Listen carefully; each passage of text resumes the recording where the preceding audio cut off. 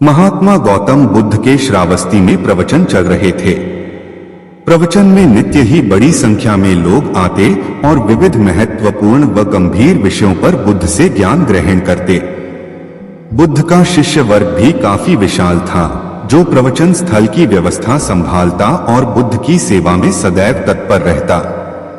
एक बार रात के समय महात्मा बुद्ध प्रवचन दे रहे थे।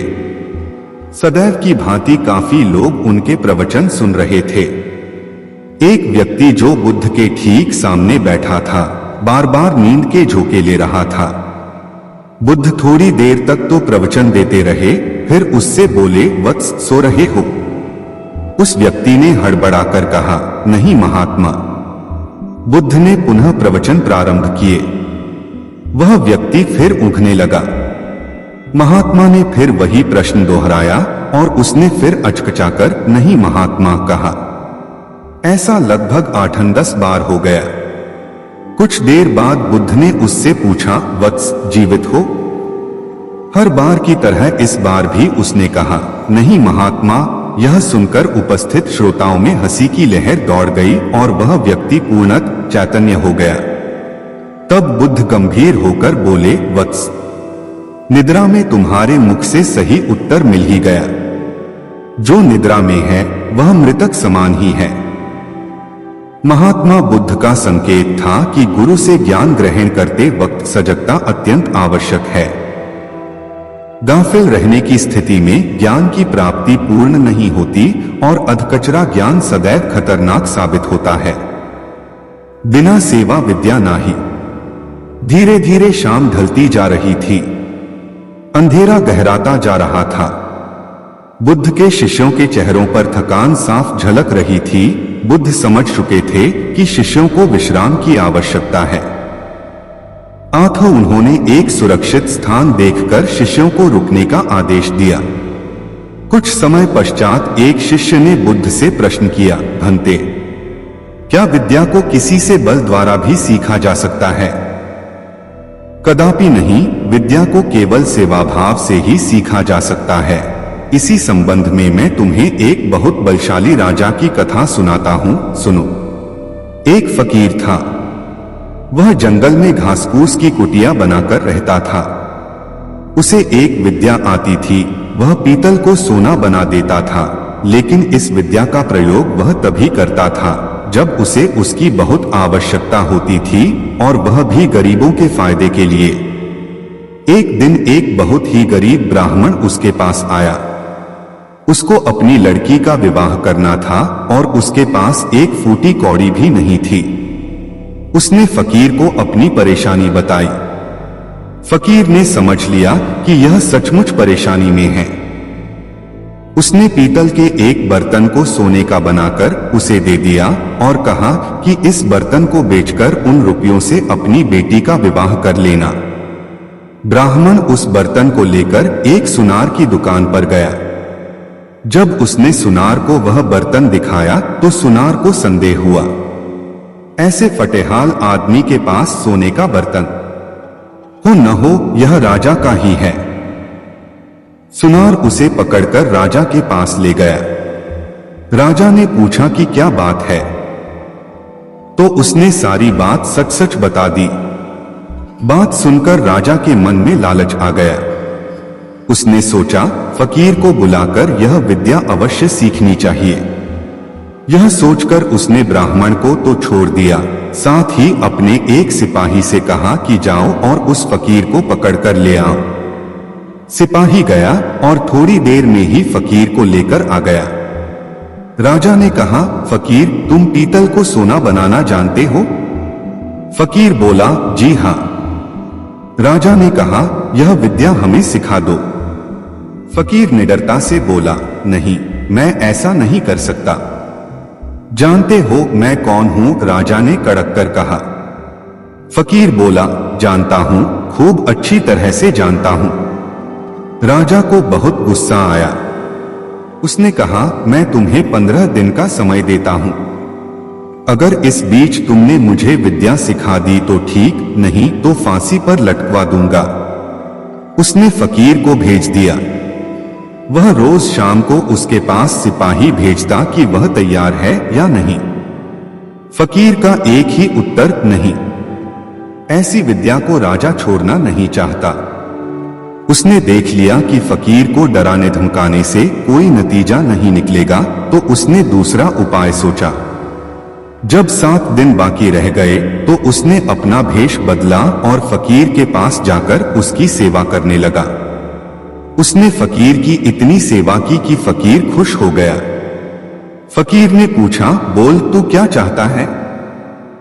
राजा ने कहा, मुझे आप वह विद्या सिखा दीजिए जिससे आप पीतल से सोना बना देते हैं। फकीर ने उसे विद्या सिखा दी और कहा, देख, इसका इस्तेमाल दीन दुखियों की भलाई के लिए ही करना। राजा अपने महल में आ गया। 15वें दिन उसने फकीर को बुलाया और कहा, बोलो, विद्या सिखाने को तैयार हो या नहीं? फकीर ने कहा, नहीं। तो तुम्हें फांसी लगवा दूं? जरूर। तब राजा ने गर्व से हंसकर कहा, जिस विद्या का तुम्हें इतना घमंड है उसे मैं जानता हूं। इतना कहकर राजा ने एक पीतल के बर्तन को सोने का बनाकर दिखा दिया। फकीर ने कहा, राजन, तुमने यह विद्या किसी की सेवा करके सीखी है। विद्या कभी भी डरा धमकाकर हासिल नहीं की जा सकती। सभी शिष्य कहानी का अर्थ समझ चुके थे। इसके पश्चात सभी ने एक साथ भोजन किया और विश्राम करने लगे। शांति का मार्ग। एक दिन गौतम बुद्ध अपने शिष्यों के मध्य शांति की चर्चा कर रहे थे। चर्चा करते हुए उन्होंने अपने शिष्यों को एक कथा सुनाई। एक व्यापारी था। उसने व्यापार में खूब कमाई की, बड़े बड़े मकान बनवाए, नौकर चाकर रखे, लेकिन दुर्भाग्य की बात है कि उसके दिन फिर गए। व्यापार में घाटा आया और वह एक एक पैसे के लिए मोहताज हो गया। जब उसकी परेशानी असहनीय हो गई, तब वह एक साधु के पास गया और रोते हुए बोला, महाराज, मुझे कोई मार्ग बताइए जिससे मुझे शांति मिले। साधु ने पूछा, तुम्हारा सब कुछ चला गया? व्यापारी ने कहा, हाँ महाराज। साधु बोला, तुम्हारा था तो उसे तुम्हारे पास रहना चाहिए था। वह चला कैसे गया? व्यापारी चुप हो गया। जन्म के समय तुम अपने साथ कितना धन लाए थे? स्वामी जी, जन्म के समय तो सब खाली हाथ आते हैं। साधु बोला, ठीक है, अब यह बताओ कि मरते समय अपने साथ कितना ले जाना चाहते हो? मरते समय साथ कौन ले जाता है जो मैं ले जाऊंगा? साधु बोला, जब तुम खाली हाथ आए थे और खाली हाथ जाओगे तो फिर चिंता किस बात की करते हो? व्यापारी ने कहा, महाराज, जब तक मौत नहीं आती तब तक मेरी और मेरे घर वालों की गुजर बसर कैसे होगी? साधु हंस पड़ा, जो धन के भरोसे रहेगा उसका यही हाल होगा। तुम्हारे हाथ पैर तो हैं, उन्हें काम में लाओ। पुरुषार्थ सबसे बड़ा धन है। ईश्वर पर भरोसा रखो। शांति का यही एकमात्र मार्ग है। व्यापारी की आंखें खुल गईं। उसका मन शांत हो गया। जाने कितने वर्षों के बाद पहली बार रात को उसे चैन की नींद आई और उसके शेष दिन बड़े आनंद में बीते। प्रातःकाल दैनिक कार्यों से निवृत्त होकर गौतम बुद्ध के सभी शिष्य एकत्र हो गए। गौतम बुद्ध ने संदेश देना आरंभ किया। बोले, आज मैं तुम्हें ऐसे व्यक्ति की कथा सुनाता हूँ जिसके पास सब कुछ होते हुए भी वह दुखी था। गौतम बुद्ध ने कहना आरंभ किया। किसी नगर में एक सेठ रहता था। उसके पास लाखों की संपत्ति थी, बहुत बड़ी हवेली थी, नौकर चाकर थे। फिर भी सेठ के मन को शांति नहीं थी।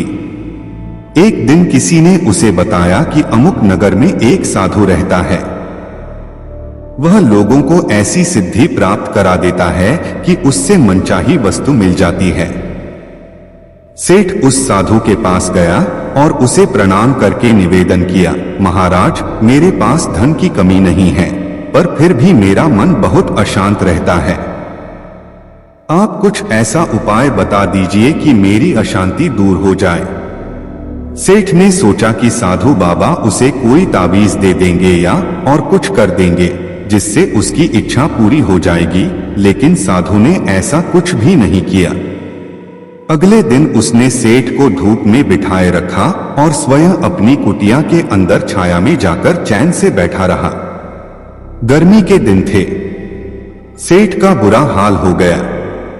उसको बहुत गुस्सा आया, पर वह उसे चुपचाप पी गया। दूसरे दिन साधु ने कहा, आज तुम्हें दिन भर खाना नहीं मिलेगा। भूख के मारे दिन भर सेठ के पेट में चूहे कूदते रहे। अन्न का एक दाना भी उसके मुंह में नहीं गया, लेकिन उसने देखा कि साधु ने तरह तरह के पकवान उसी के सामने बैठकर बड़े आनंद से खाए। सेठ सारी रात परेशान रहा। उसे एक क्षण को भी नींद नहीं आई। वह सोचता रहा कि साधु तो बड़ा स्वार्थी है। तीसरे दिन सवेरे ही उठकर उसने अपना बिस्तर बांधा और चलने को तैयार हो गया। तभी साधु बाबा उसके सामने आकर खड़े हो गए और बोले, सेठ क्या हुआ?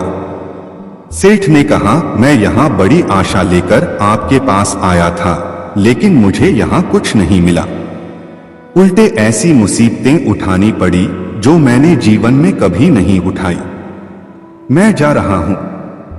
साधु हंसकर बोला, मैंने तुम्हें इतना कुछ दिया, पर तूने कुछ भी नहीं लिया। सेठ ने विस्मय भाव से साधु की ओर देखा और बोला, आपने तो मुझे कुछ भी नहीं दिया। साधु ने कहा, सेठ, पहले दिन जब मैंने तुम्हें धूप में बिठाया और स्वयं छाया में बैठा रहा, तब मैंने तुम्हें बताया कि मेरी छाया तेरे काम नहीं आ सकती। जब मेरी बात तेरी समझ में नहीं आई तो दूसरे दिन मैंने तुम्हें भूखा रखा और स्वयं खूब अच्छी तरह खाना खाया।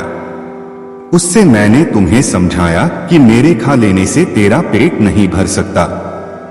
सेठ, याद रख, मेरी साधना से तुझे सिद्धि नहीं मिलेगी। धन तूने खुद पुरुषार्थ से कमाया है और शांति भी तुझे अपने ही पुरुषार्थ से मिलेगी। सेठ की आंखें खुल गईं। अब उसे अपनी मंजिल पर पहुंचने का रास्ता मिल गया था। साधु के प्रति कृतज्ञता व्यक्त करता हुआ वह अपने घर लौट आया। यक्ष का उत्पात। श्रावस्ती नगर के अड़बिक गांव में एक बड़ा दुर्दांत यक्ष रहता था, एक पीपल वृक्ष के ऊपर जिसका वास था। वह नित्य एक प्राणी की जान लेता था। लोग उसके भय से क्रमवार व्यक्ति को उसके पास भेजते थे। प्रभु गौतम जनता के हित में उस दुष्ट से पीछा छुड़ाने के लिए एक बार उस गांव में गए। लोगों ने उनको यक्ष के बारे में विस्तार से बताया। प्रभु ऐसा सुन वहां पर गए जहां उसका वास था। तथागत ने उसी पीपल वृक्ष के नीचे अपना आसन लगा लिया और बैठ गए। उसने प्रभु को वहां बैठा देखा तो समझ गया कि मेरा आहा आ गया। वह वृक्ष के नीचे उतरा और कटार लेकर प्रभु को मारने दौड़ा। जो ही उसको दृष्टि प्रभु के मुख की ओर गई, वह उसी समय प्रभु के चरणों में गिर पड़ा और गौतम के उपदेश से उसने हमेशा के लिए हिंसा का त्याग कर दिया। साधु का नुस्खा। एक समय गौतम बुद्ध अपने शिष्यों के साथ भ्रमण कर रहे थे। भ्रमण करते समय सभी एक स्थान पर विश्राम के लिए बैठ गए। समय बिताने के लिए भगवान बुद्ध ने अपने शिष्यों को एक कथा सुनाई। किसी नगर में एक व्यक्ति रहता था। उसने परदेश के साथ व्यापार किया। मेहनत फली कमाई हुई और उसकी गिनती सेठों में होने लगी। महल जैसी हवेली बन गई। वैभव और बड़े परिवार के बीच उसका जीवन बड़े आनंद से बीतने लगा। एक दिन किसी दूसरे नगर से उसका एक संबंधी आया। बातचीत के बीच उसने बताया कि उसके यहाँ का सबसे बड़ा सेठ गुजर गया। बेचारे की लाखों की धन संपत्ति पड़ी रह गई। बात सहज भाव से कही गई थी, पर उस आदमी के मन को डगमगा गई। हाँ, उस सेठ की तरह एक दिन वह भी तो मर जाएगा। उसी क्षण से उसे बार बार मौत की याद सताने लगी। हाँ, मौत आएगी, उसे ले जाएगी और सब कुछ यही छूट जाएगा। मारे चिंता के उसकी देह सूखने लगी। देखने वाले देखते कि उसे किसी चीज की कमी नहीं है, उस पर उसके भीतर का दुख ऐसा था कि किसी से कहा भी नहीं जा सकता था। धीरे धीरे वह बिस्तर पर पड़ गया। बहुत इलाज कराया गया, लेकिन उसका रोग कम होने की बजाय बढ़ता ही गया। एक दिन एक साधु उसके घर पर आया। उस आदमी ने बेपसी से उसके पैर पकड़ लिए और रो रो कर अपनी व्यथा उसे बता दी। सुनकर साधु हंस पड़ा और बोला, तुम्हारे रोग का इलाज तो बहुत ही सरल है। उस आदमी के खोए प्राण मानो लौट आए। अधीर होकर उसने पूछा, स्वामी जी वह इलाज क्या है? साधु ने कहा, देखो, मौत का विचार जब मन में आए जोर से कहो, जब तक मौत नहीं आएगी मैं जीऊंगा। इस नुस्खे को 7 दिन तक आजमाओ, मैं अगले सप्ताह आऊंगा। 7 दिन के बाद साधु महाराज आए तो देखते क्या है कि वह आदमी बीमारी के चंगुल से बाहर आ गया है और आनंद के गीत गा रहा है। साधु को देखकर वह दौड़ा और उसके चरणों में गिरकर बोला, महाराज आपने मुझे बचा लिया। आपकी दवा ने मुझ पर जादू का सा असर किया है। मैंने समझ लिया कि जिस दिन मौत आएगी उसी दिन मरूंगा, उससे पहले नहीं। साधु ने कहा, वत्स, मौत का डर सबसे बड़ा डर है। वह जितनों को मारता है, मौत उतनों को नहीं मारती। त्याग का महत्व। एक दिन भ्रमण करते हुए गौतम बुद्ध के एक शिष्य ने त्याग का महत्व जानने की जिज्ञासा प्रकट की। तभी गौतम बुद्ध ने अपने सभी शिष्यों को एक स्थान पर बैठने का आदेश दिया और त्याग का महत्व समझाते हुए उन्हें एक कथा सुनाई। किसी देश में एक राजा राज करता था।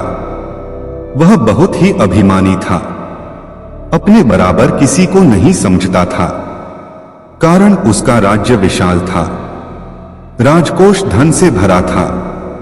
उसके पास बहुत बड़ी सेना थी और उसके आसपास नौकर चाकरों की पलटन थी जो हर घड़ी उसका हुक्म बजाती रहती थी। चापलूस उसके अहंकार को बढ़ावा देते रहते थे। संयोग से एक दिन एक फकीर उस राजा के यहाँ आया। उसके चेहरे पर तेज चमक रहा था और आंखों में प्रेम भरा था। उसने राजा की ओर देखा और उसकी भाव भंगिमा से क्षण भर में ताड़ गया कि राजा धन दौलत और सत्ता के मद में चूर है। उसकी भीतर की आंखें बंद हैं। अपने स्वभाव के अनुसार राजा ने कड़क कर पूछा, फकीर तुझे क्या चाहिए?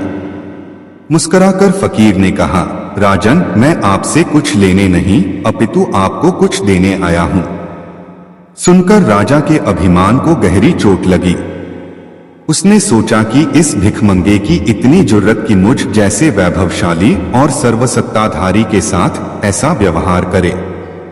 राजा ने चीख कर कहा, ऐ फकीर, छोटे मुंह बड़ी बात करते तुझे शर्म नहीं आती? जिसके पास फूटी कौड़ी भी नहीं वह किसी को क्या देगा? जो स्वयं दर दर से भीख मांगता है वह राजा की बराबरी क्या करेगा? फकीर राजा की गोप्ती सुनकर हंसता हुए बोला, आप ठीक कहते हैं महाराज, आपके पास बहुत कुछ है जो मेरे पास नहीं है, पर राजन अकिंचन के पास भी कुछ होता है जो दुनिया की माया से अधिक महत्व रखता है। राजा की आंखों में खून उतर आया। अपनी बकवास बंद करो, जैसे किसी रोगी से बात कर रहा हो। फकीर ने कहा, राजन बिना त्याग के भोग बेस्वाद है। वैभव में जब त्याग जुड़ जाता है तो वह महक उठता है। जानते हो, त्याग के आते ही अहंकार मिट जाता है, आसक्ति दूर हो जाती है और अंदर की आंखें खुल जाती हैं। फकीर के शब्दों में मानो कोई जादू था। राजा को बोध हुआ, उसका सोया हुआ इंसान जाग उठा। उसने अनुभव किया कि त्यागी के आगे भोगी कितना छोटा है। उसकी आंखों से अज्ञान का पर्दा हटते ही उसके जीवन में एक नया मोड़ आ गया। आंख कहना उचित नहीं होगा कि त्याग का महत्व सर्वोपरि होता है। कहते हुए बुद्ध ने सभी शिष्यों को आगे चलने का आदेश दिया।